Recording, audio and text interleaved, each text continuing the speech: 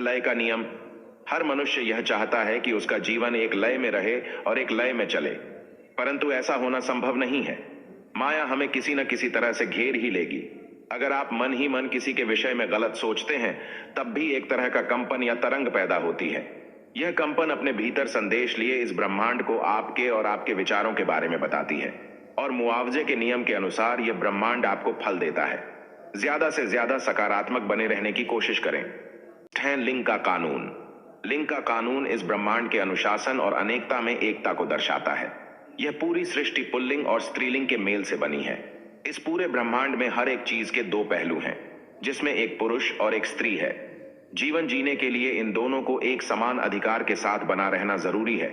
इसी एकता के पश्चात ही शांति और उन्नति एवं संपन्नता का एहसास किया जा सकता है। ब्रह्मांड के इन 12 नियमों का सही ढंग से अपने जीवन में पालन करने से ही एक समृद्ध जीवन की कामना की जा सकती है। आप स्वयं को इन नियमों के जरिए ब्रह्मांड से जोड़ सकते हैं और सही मायने में सफलता पा सकते हैं। एकता का नियम हमें यह समझाने की कोशिश करता है कि हम जब चाहे अपनी मन की डोर थाम कर अपने मन मुताबिक माहौल तैयार कर सकते हैं, और यह ब्रह्मांड हमें इसकी इजाजत देता है। अगर हम नकारात्मकता से घिरे हुए हैं, तो हम अवश्य उसे ब्रह्मांड के नियम के अनुसार बदल सकते हैं। इसे इस तरह से भी समझा जा सकता है कि अगर आप नकारात्मक ऊर्जाओं से घिरे हुए हैं, तो उस वक्त भी आप इस ब्रह्मांड के नियम के अंदर आते हैं, जिसका मतलब कि यह ब्रह्मांड आपको कुछ सिखाना चाहता है। आप उसकी भाषा को समझने की कोशिश करें, जिसमें यह आपको नकारात्मकता से बाहर लेकर आएंगे। कर्म के नियम से यह पूरी सृष्टि बंधी है। कर्म के नियम आपको हर वह काम करने की अनुमति देती है जो एक इंसान को सफल बना दे। मगर ध्यान दें कि आपने इसके लिए गलत मार्ग चुना तो इस बात की पूरी संभावना है कि आपको उसका परिणाम झेलना पड़ेगा। वैसे यह ब्रह्मांड चाहता है कि आप अपनी मेहनत से जो चाहे वो हासिल कर लें। मेहनत ब्रह्मांड द्वारा दिया गया अनमोल उपहार है, जिसे प्राप्त करने के लिए आपको आलस को हराना होगा। लगातार वह कर्म करते रहिए जिसमें आपको सफलता चाहिए। आप उस काम में पूंजी के रूप में समय और मेहनत लगाएं। यह ब्रह्मांड आपके उस कार्य को जरूर सम्मानित करेगा, परंतु उस कार्य में किसी भी तरह की त्रुटि ना हो, इसके लिए आपको लंबी तपस्या करनी होगी। लंबी तपस्या से मेरा अभिप्राय निरंतर अपने काम में लगे रहना होगा। फल की चिंता न करके अपने कार्य की चिंता पर ज्यादा जोर देना होगा। तब यह ब्रह्मांड आपको आपके उम्मीद से भी ज्यादा देगा। इस तरह से आप अवश्य सफलता पालेंगे। दिव्य एकता के नियम से आप इस ब्रह्मांड से जुड़े हुए हैं, यानी कि कोई है जो निरंतर आपके द्वारा किए जा रहे सभी कामों की निगरानी कर रहा है। अगर आप अपने दिन का बड़ा समय बेकार के कामों में लगाते हैं, अर्थात आपका ज्यादातर समय अनप्रोडक्टिव कामों में गुजर रहा है, तो संभव है कि यह बात आपके आसपास वाले न जान पाएं, परंतु यह ब्रह्मांड आपके सभी कामों का लेखा जोखा तैयार करने में निरंतर लगा हुआ है। अगर आप ज्यादा समय नष्ट करते हैं और आप आलसी हैं, तो यह ब्रह्मांड आपको पहले से भी ज्यादा आलसी बना देगा और समय नष्ट करने में आप महारत हासिल कर लेंगे। आपको समय नष्ट करने के अनेक कारण मिलेंगे और आपके मन में छुपी माया उसे अच्छी तरह से ग्रहण करके आपकी सफलता की सीढ़ी तक पहुंचने के मार्ग को बदल देगी। आप गलत रास्ते पर निकल पड़ेंगे और अलग अलग कामों में सफलता पाने की चाह में भटकते रहेंगे। सफलता हासिल करने के लिए आप वह कीजिए जिसके लिए आप बने हैं। आपकी जिस भी कार्य में रुचि है, आप इस ब्रह्मांड को सबसे ज्यादा वही कार्य करके दिखाओ।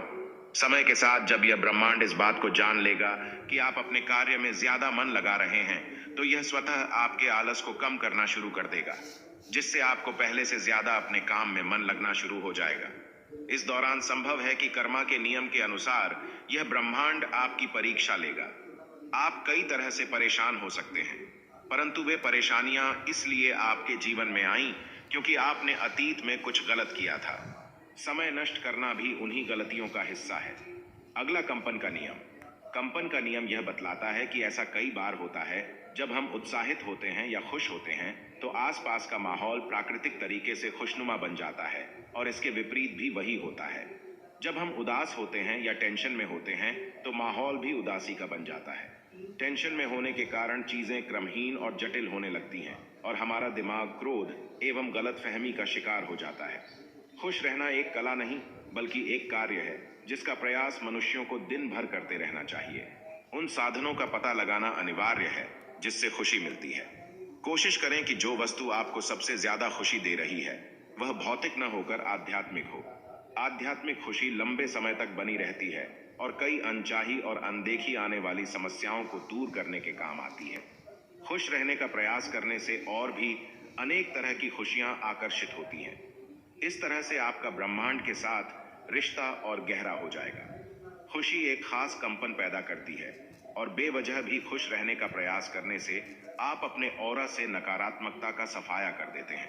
जब आप खुश होते हैं तो आप इस ब्रह्मांड से लॉ ऑफ अट्रैक्शन के नियमों के तहत और ज्यादा खुशी पाते हैं। इस तरह से आप पहले से भी ज्यादा प्रोडक्टिव बन जाते हैं। इसे अपनी जिंदगी में लागू करने से आप ब्रह्मांड से सफल होने का आशीर्वाद पालें। जानते हैं मुआवजे का कानून। एक इंसान हमेशा अपने द्वारा किए जा रहे कर्मों का भोगी बना रहेगा।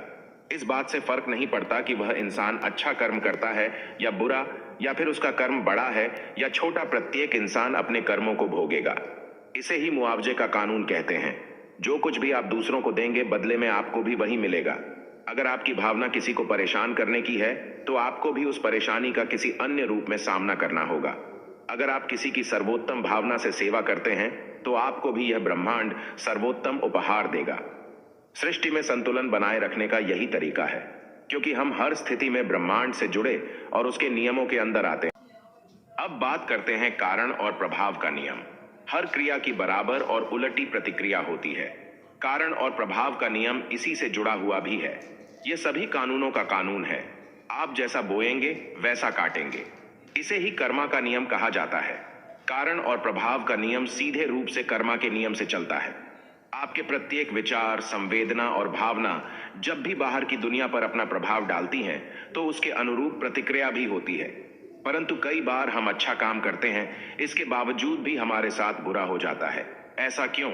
जब कभी मनुष्य कोई अच्छा काम करता है तो प्रकृति उसे उसी पल वह देती है जिसकी उस मनुष्य को सबसे ज्यादा आवश्यकता होती है।